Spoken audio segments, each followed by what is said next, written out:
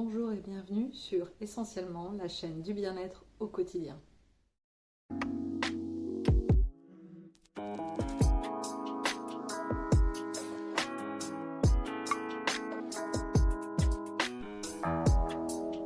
On se retrouve aujourd'hui pour parler de souffler. Souffler, c'est quoi? Souffler, respirer, on le fait naturellement, mais on peut aussi souffler pour montrer un mécontentement, ou encore souffler parce que là, on n'en peut plus. Bref, il y a tout un tas de moments où on va avoir des expressions autour de la respiration. Mais souffler pour retrouver le bien-être, c'est ça qui nous intéresse aujourd'hui. Alors qu'est-ce que c'est? Comment on fait? On en parle tout de suite. Tout d'abord, souffler, pourquoi? Qu'est-ce que cet exercice de bien-être va nous apporter? Lorsqu'on vit une situation stressante ou que quelque chose ne va pas, ou tout simplement même les petits tracas du quotidien, ça peut être par exemple quelqu'un qui était agaçant à côté de nous, par exemple si on prend les transports en commun, quelqu'un qui s'amuse tout le temps à donner ou à se tourner, à trifouiller dans son sac. On a tous connu ce genre d'expérience où au bout d'un moment, on se prend une fois un coup de coude, ça va, deux fois, bon, c'est un petit peu moins plaisant, mais quand la personne elle passe 10 minutes à faire ça à côté de nous et qu'on est juste là et que malheureusement on est collé contre la barrière de sortie, on ne peut pas se déplacer, ou encore tout simplement d'autres expériences où on est en train de travailler, on est concentré et il y a quelqu'un qui vient constamment nous parler, nous demander des choses, ou les bruits des travaux juste à côté, on ne peut pas ouvrir la fenêtre alors qu'il fait super chaud et dehors il y a des travaux qui font énormément de bruit. Bref, c'est tout un tas de petites situations où malheureusement on ne peut pas faire grand-chose, mais sur l'instant, ça nous énerve, ça nous agace. Ça peut être lié à de la frustration, à de l'agacement ou de la colère. Donc le fait de souffler va nous permettre justement de faire redescendre cet effet de cocotte minute. Parce qu'on monte, on monte, on monte, on monte. Ça fait donc 5 minutes que cette personne elle est en train de donner du coup de coude. La cocotte, elle se remplit de vapeur, elle se remplit, elle se remplit. On sent qu'on est en train de s'énerver.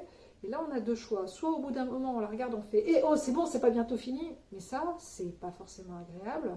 Et c'est assez violent. Je suis sûre que même vous, derrière votre écran, vous vous dites « Mais qu'est-ce qui lui arrive ?»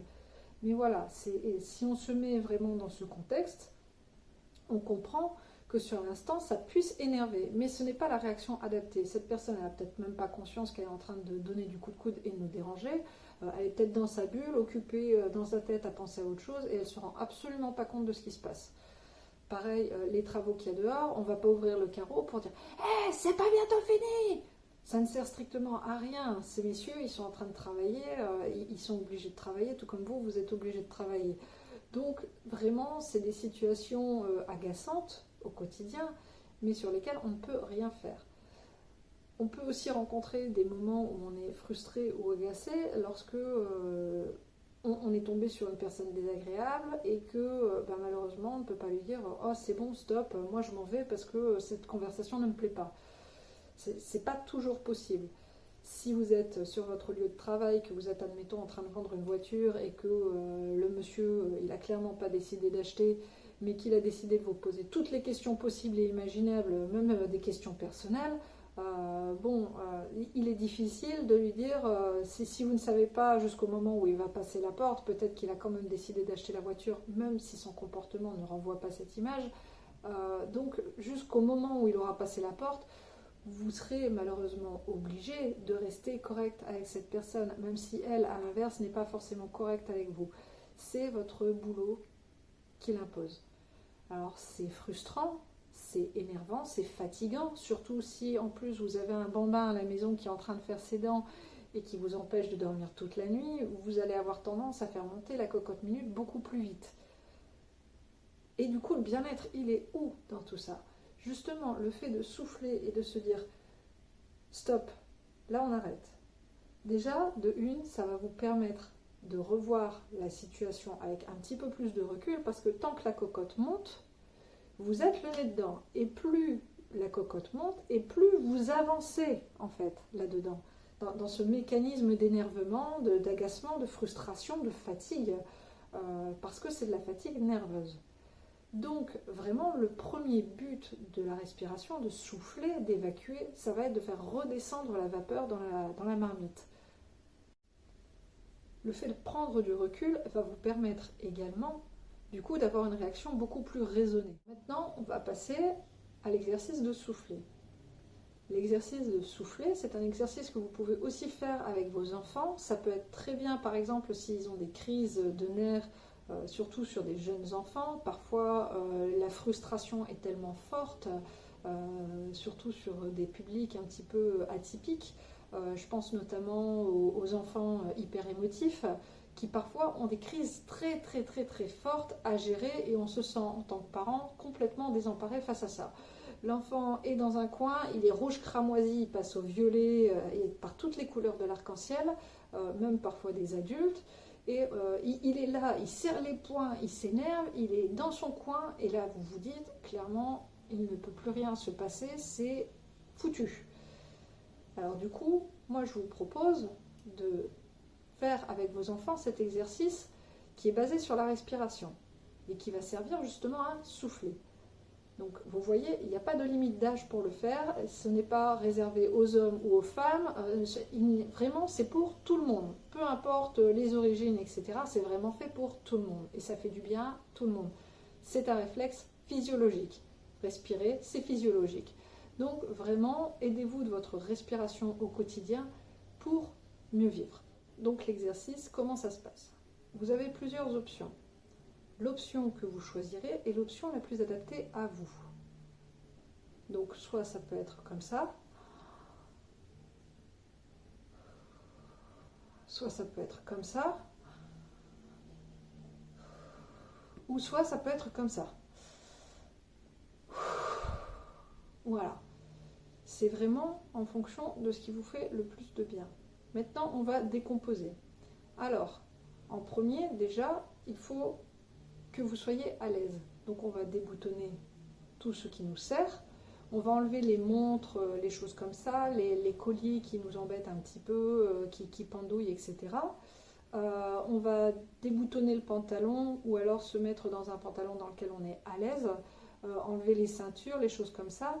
Éviter d'avoir des vêtements serrés et enlever les chaussures. Pour sentir vraiment le sol, la plante de nos pieds qui touche le sol. C'est très très important d'être à l'aise et d'être bien ancré dans le sol. Vous allez me dire, oui mais tout ça je ne peux pas le faire sur mon lieu de travail ou dans la rue ou quoi. Non, c'est normal, parce que pour commencer, pour apprendre à souffler, premièrement vous allez le faire chez vous. Et si vous le faites avec des enfants, n'hésitez pas à le faire dans une pièce assez calme, où vous avez tous la place et pour avoir justement votre envergure de bras et pour pouvoir le faire sans gêner la personne à côté de vous. Si vous voulez le faire même en famille ou entre frères et sœurs, entre colocataires, il n'y a aucun souci avec ça. Donc déjà, on ne va pas le faire si on est énervé, stressé de sa journée. On ne va pas le faire non plus avec de la musique, qu'elle soit zen ou énergique. Vraiment, on va tenter d'abord de se concentrer sur soi et d'apprendre cet exercice pour soi, d'en faire un mécanisme. Une fois que ce mécanisme est ancré en soi, on va pouvoir le faire beaucoup plus simplement dans la rue, au travail, sans que ça se voie forcément. Donc ça peut être tout simplement... Voilà. Mais ça va toujours être avec une grande inspiration.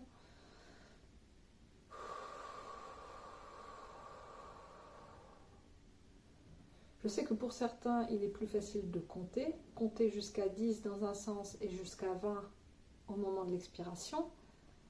Moi, personnellement, je préfère penser à la chose qui m'énerve. Donc cette personne dans le bus, par exemple, qui m'a donné des coups de coude, tout à l'heure, voilà, j'y repense. J'y pense. Je gonfle mon ventre ou je gonfle mon poitrail, suivant ce qui vous convient le mieux. Pareil, toujours, on reste dans le bien-être, donc on reste sur quelque chose qui nous convient, qui est adapté à nous-mêmes et non pas à quelque chose qui ne nous convient pas. Si ça ne vous convient pas, vous ne garderez pas l'habitude. Donc vraiment, je gonfle, je serre contre moi mes poings, ou alors je me grandis, je m'élargis, j'y pense, voilà, je le ressens. Toute cette frustration, cette sensation de lourdeur sur les épaules, ça y est, là, je vois bien la scène, et au moment où je lâche tout, où je pousse, ou alors où je baisse les bras, j'accepte de la chasser. Elle est partie, ce n'est plus là, ça sort de moi, cette tension, cette frustration, cet énervement, il s'en va. Et ça, vous expliquez aussi aux enfants. Tu penses fort à ton souci, tu penses fort, tu serres, tu y penses, ta frustration, ton énervement. Et au moment où tu sens que c'est bon, tu l'as bien, eh ben tu la chasses en soufflant. Et tout ça, tu le fais dans ta tête. Vous verrez que les enfants en sont largement plus capables que nous. Ils vont penser fort, et ils vont souffler. Ne serait-ce que rien que le fait de souffler, ça va les calmer. Et c'est pareil pour vous, lorsque vous vous énervez pour du bruit dehors, pour quelque chose qui vous stresse ou pour quelque chose qui vous a énervé, vous vous faites du mal. Parce qu'on s'induit un stress oxydatif, et qui dit oxydatif, dit mauvais pour le corps. Donc, si vous soufflez et que vous revenez à un taux d'énervement, de stress ou de fatigue qui est beaucoup plus gérable, ce n'est que du positif. Faire à plusieurs, ou vous pouvez le faire seul. Dans un premier temps, je vous conseille de le faire seul avant de le faire à plusieurs. Ça vous évitera d'être déconcentré ou de ne pas vous sentir à l'aise, parce que le principe, c'est vraiment d'être à l'aise avec votre environnement, avec votre exercice, avec la façon dont vous allez le gérer. Donc, si vous le faites avec d'autres personnes et que vous êtes pris d'une crise de fou rire, ou que vous n'êtes pas à l'aise, que vous avez un œil à moitié ouvert pour regarder ce que font les autres, ça ne va pas aller. Donc vraiment, n'hésitez pas à tout simplement le faire seul. Donc ça peut être dans votre chambre, ça peut être dans la salle de bain. Mais voilà, seul dans un premier temps, avec vos enfants ou avec vos colocataires ou votre famille, dans un deuxième temps, ou voilà. Même par exemple au travail, ça peut être, si vous avez des collègues de travail avec qui vous vous entendez bien et que vous sentez qu'ils en auraient bien besoin également, vous pouvez aussi leur proposer par exemple une session après la pause repas, quand tout le monde revient d'avoir été mangé, donc chacun a fait la queue pour son sandwich, il y en a un qui s'est battu avec le micro-ondes, bref, voilà, avant de reprendre le boulot, on ne peut pas faire une sieste, on n'a pas les locaux pour le faire, on n'a pas tout simplement l'envie ou la possibilité, et puis on ne va pas s'allonger par terre pour dormir. Donc vraiment, rien que le fait de souffler, ça va permettre de recommencer l'après-midi avec une page blanche. Nous allons maintenant voir la réaction que ça va introduire. Donc, nous avons pensé à ce qui nous gênait, nous l'avons chassé. Il ne faut pas hésiter à le faire plusieurs fois. Si lors des premières fois, vous voulez ajouter à ça une séance de yoga calme juste après, n'hésitez pas. Ça peut être du yoga, mais ça peut être aussi d'autres sports comme le qigong ou d'autres choses.